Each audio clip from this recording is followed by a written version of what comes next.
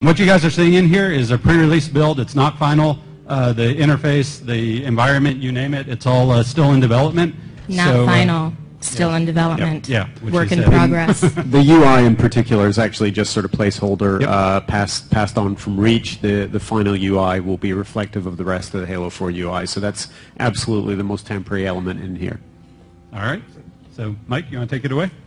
Yeah, sure thing. Hopefully I am loud enough, or louder than Jimi Hendrix's resurrected ghost that's going on in the next hall.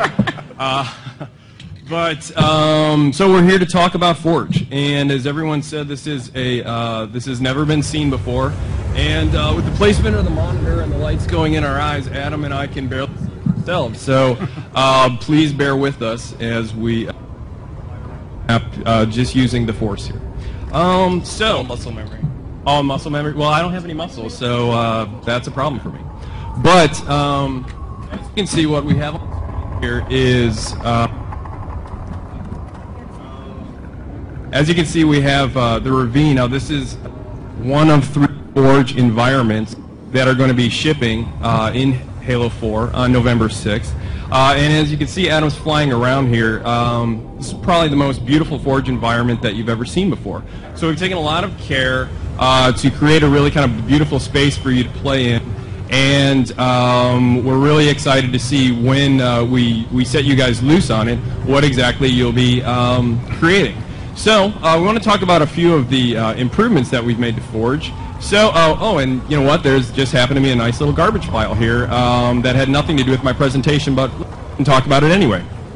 Okay, so in the past, if you had, for example, like a spawn point or something on top of another object, it was a little bit of a pain to grab. But as you can see, as Adam is kind of rolling over the different things in this pile of garbage, you see the name, palette, create small, respawn point.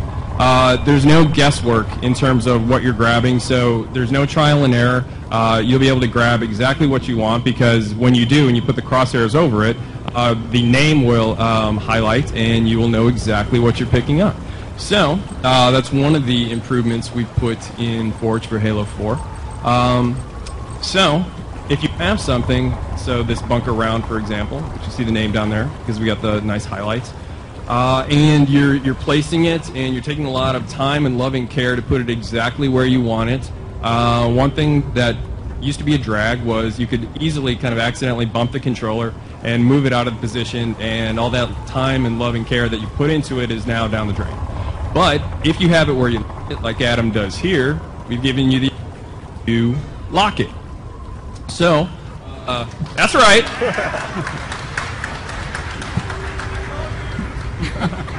I love you more. So now we have this nice piece exactly where we want it. It's locked. It is going to stay there until the end of time, or when if Adam decides to unlock it and move it wherever he likes.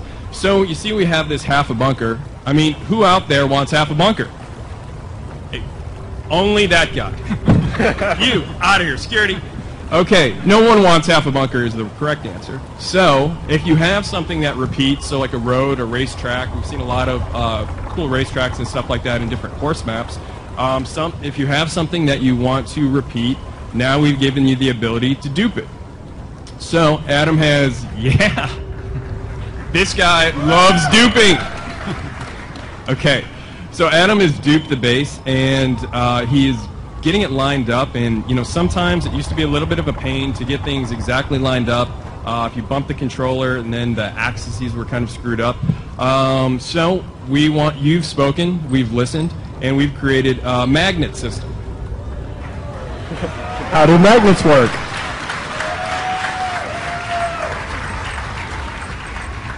Magnets in 2012. Everyone can vote for that. Okay, so if you enable magnets and you put 2 pieces together, like Adam's doing here, that bridge really easily magnetize. Jimi Hendrix is back. The pieces magnetize together, fit together seamlessly. So if you're going to build something like a bridge here, you can build it. This used to take, I think we timed it, and I think it was 9 years to build a bridge. Now it's taking under 9 seconds. So that's a huge improvement. So if you're building something, a racetrack, a bridge, a wall, something that repeats, you just can keep duping and magnetizing and build what you wanted to build in a fraction of the time. So less focus on actually the mechanics of building, more on the actual creativity. So we built a couple things. We're liking it.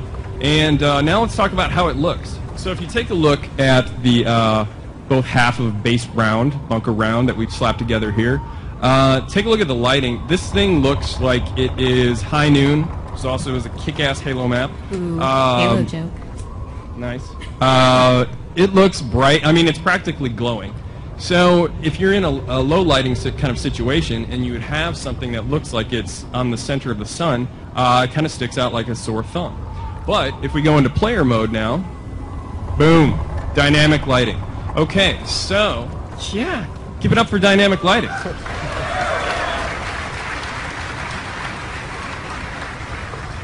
All forge objects now accept shadows from the environment or other forge objects. And if you see, like down there where Adam just was, forge objects also cast shadows on the environment. So that means anything you put down in forge is going to be a lot more integrated with the environment. So we want to give you the ability to create things faster and more efficiently, but we also have taken a lot of time and care to make sure that whatever you create is going to be beautiful. Did you say what the lighting system is called? Because it kind of sort of has the most amazing name ever. It does. The name is so amazing that it's a trade secret, and I cannot talk about it lest I be killed by Max. It is a very long, multi-syllable lighting system that I personally am not smart enough to talk about. I know what it does, but It has the word probe in it. We'll just leave it at that. Yeah, let's just stay away from probe talk here. But it's really cool, and as you can see, it looks great.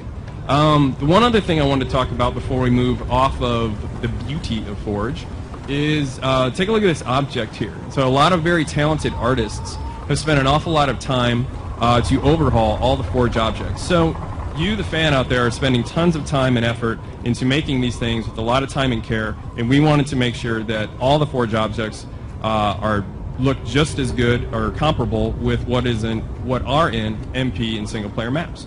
So everything is going to be a lot more beautiful, easy, and efficient to make.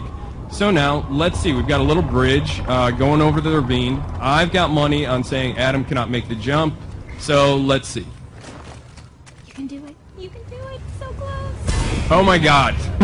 Not even close, as you can see. Okay, so in the past, if we wanted to make a jump like that, we would have to alter gravity, and that would apply to the entire map. So if you wanted to create low gravity, you'd have basically a low gravity map. That's right. Yeah! Yeah! I mean, you guys are so smart, I don't even need to tell you what's going on here. But for that one guy out there, yes, I'm talking about you, sir, who looks confused, let me just describe it. What Adam has done is laid down what's known as a player trait zone.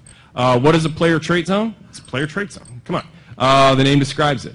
In that little zone that he's made, which he scaled to just really the size of the bridge, you can affect the Spartan's traits. So let's say speed, jump size, or jump height rather, damage absorption, a lot of other things. And so now with that trait zone laid down, let's see if he can now make the jump. Oh yeah.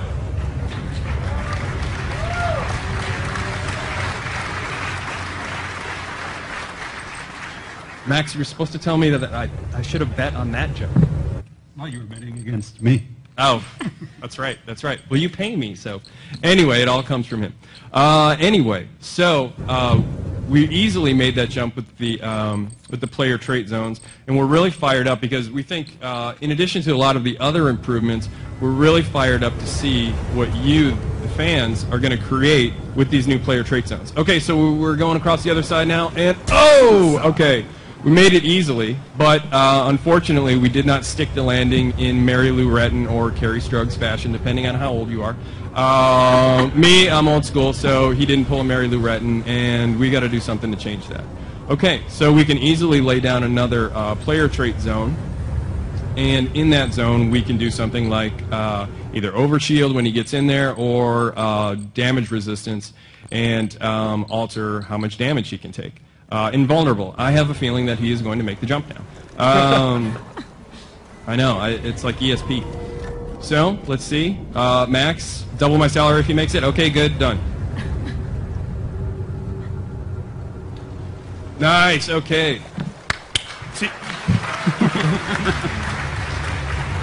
Okay, and you heard it. Double my salary, so that's going to happen. Now I got to pay you $10 an hour? That's right. That's right. Welcome to the big times now. Okay, so those are just a couple things that we put into Forge for Halo 4, but we're really fired up to see what exactly you guys are going to be creating when we put these powers in your hands. Yeah, thank you, Mike. And we actually have something else related to